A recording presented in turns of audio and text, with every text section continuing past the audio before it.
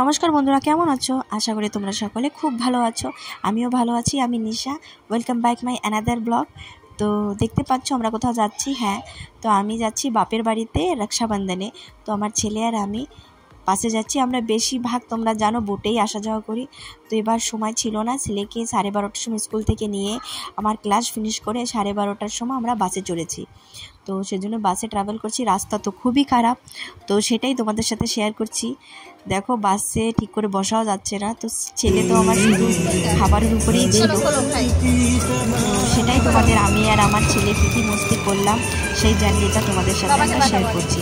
আর তোমরা যে নতুন আমার চ্যানেলে ভিজিট করছো, প্লিজ একটু সাবস্ক্রাইব আর একটা লাইক নিশ্চয়ই করে যাবে। তো দেখো আমি আর আমার ছেলে কী মস্তি করেছি। আমার বাস জার্নি ভালো লাগে, কিন্তু যে রাস্তার অবস্থা এত খারাপ যে বলা যায় না। তো রিটার্নে ভাবছি আমি আর বাসে আসবো না।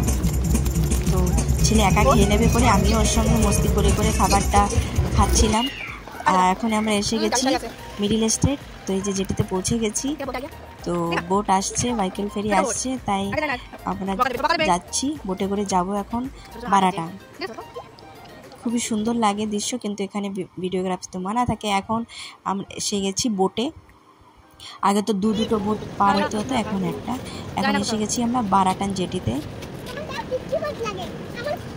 এই যে পৌঁছে গেলাম আমরা বারাটাং জেটিতে। এখন আমরা রওনা দেবো রঙ্গদের দিকে। ছেলে খুবই খুশি, ছেলের ড্রেসে নোংরা লেগেছে, আমাকে বলছি কিভাবে ধুতে হবে। দেখ তুই আমার শিখাস না, তুই আমার শিখাস না, তুই তো পাগল। আমার ছেলে খুব খুশি।